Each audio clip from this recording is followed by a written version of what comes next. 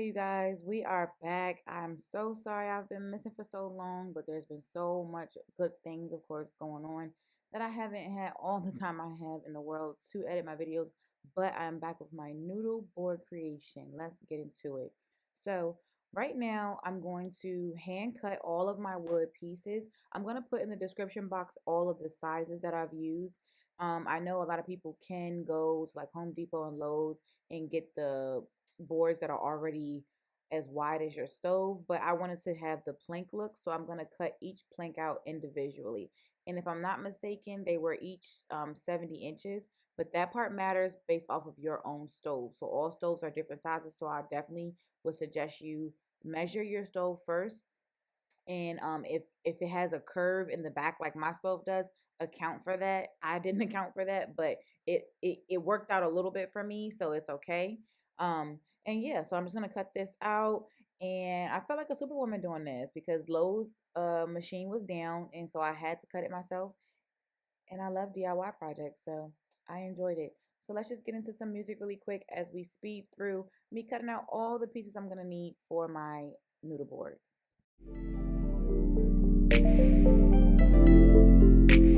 So it easily took me maybe the first few seconds of getting into this project realizing I'm going to need some reinforcements for this part. So I did call in my lever to hold down the wood as I cut it. So I definitely would say this project, unless you have a table saw, will take two people to do this process.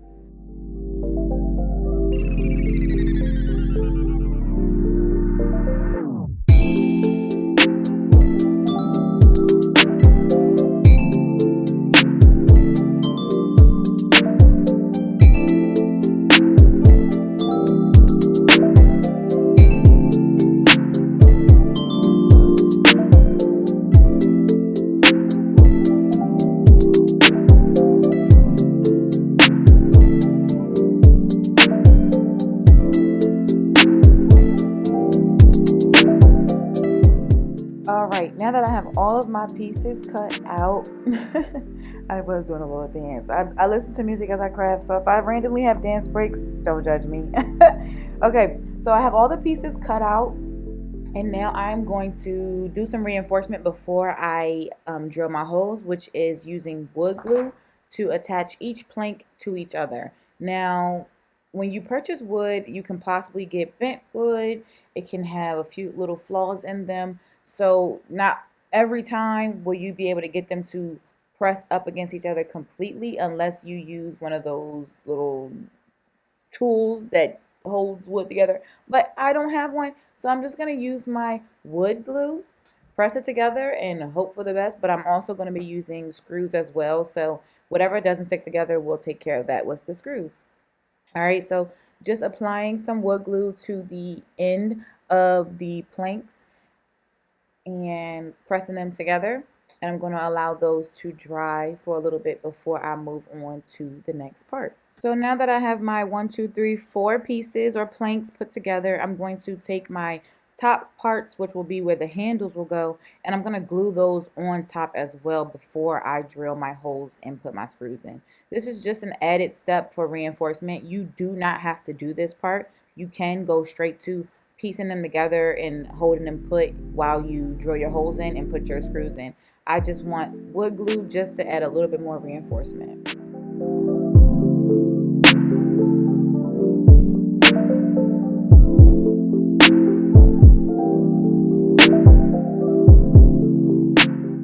Okay, now that I've let that dry a little bit, I'm going to go in with my drill bit, and I'm going to drill holes before I put my screws in. The reason that we do this is because we don't want our wood to split. So if you drill your hole before you put your screws in, you don't have to worry about your wood pieces splitting. So I'm using the 1 1/4 inch wood screws found at Lowe's or Home Depot, one of the hardware stores I shop at. And I am going to find a drill bit that matches that. So I don't remember what exact drill bit that I use, but always measure your drill bits with your screws to make sure that you're not putting too big of a pre-drilled hole in your wood. Okay, now using my power drill, I'm going to drill the holes in the back of the noodle board versus the front because I want to make my screw, I don't want my screws visible on the top.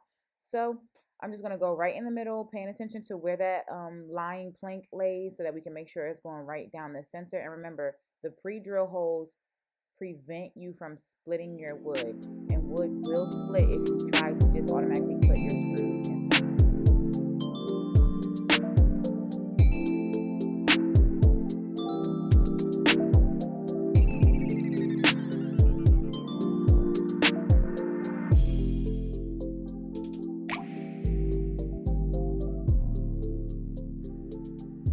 All right, now that my holes are pre-drilled, we're gonna go in with our 1¼ inch screws and fill every hole that we drilled in with our screws.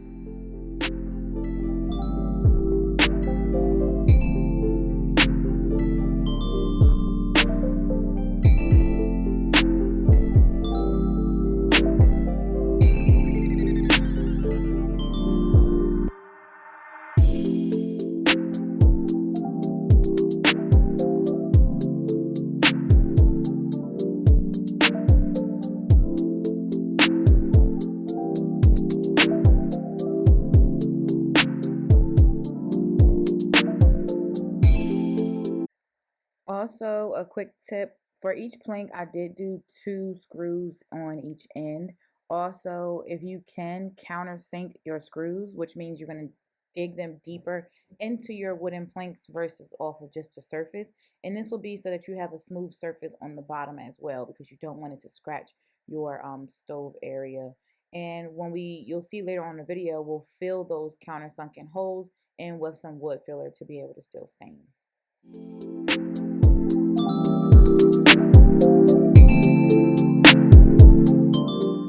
Okay, now we're going to take a sanding block and we're going to sand over all of the countersunken holes just to get it prepped and ready for wood filling. So this is just a simple sweep across. Let's sand our entire piece. We want to get it nice and smooth and ready for staining as well.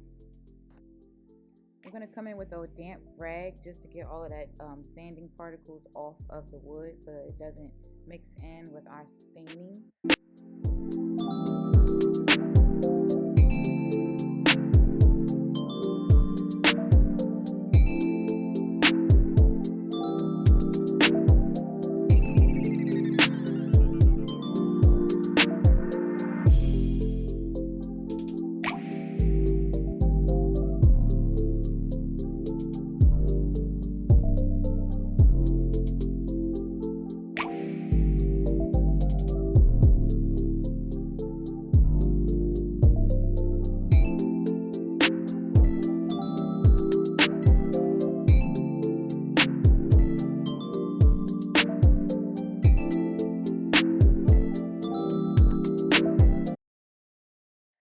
All right, so we're going to take some wood filler made by Mini Wax. I got this from Lowe's as well. And you're just going to go in and fill in all those counter sunken holes with your wood filler.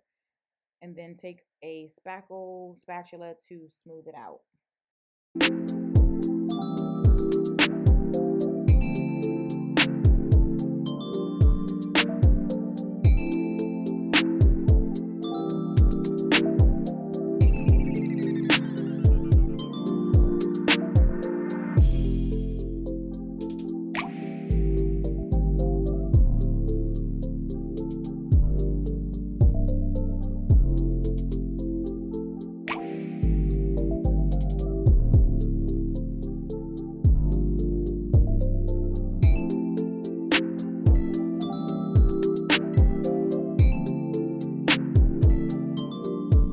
Alrighty, now that we have that filled, the wood filler is dry. I'm now going to get in my PPE because it's time to stain.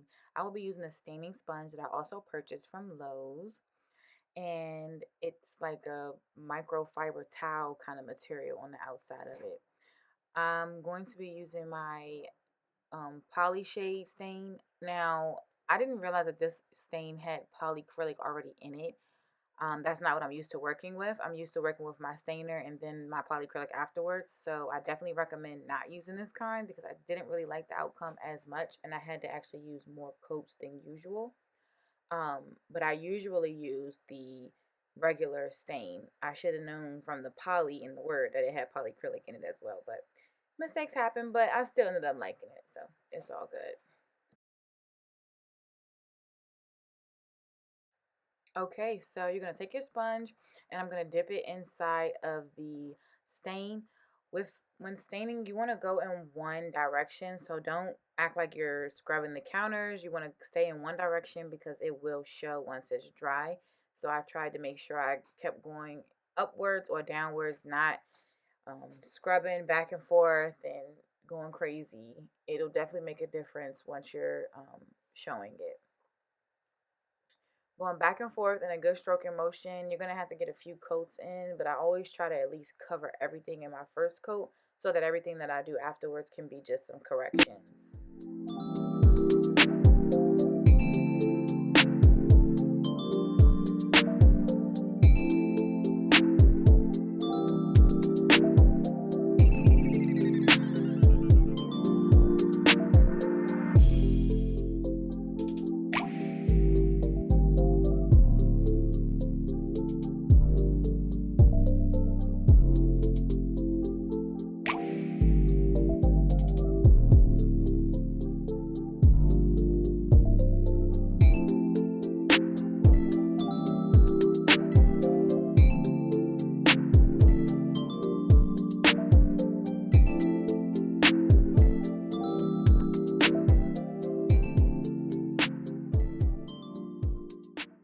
Okay, so I'm going to finish covering this entire noodle board with its first coat of stain, and then I'm going to put a few more coats on as well. So make sure you look out for part 2 so that we can finish it up and put our decal onto our noodle board. Thanks for watching, and be sure to subscribe and follow so you can get that update when the next video comes out.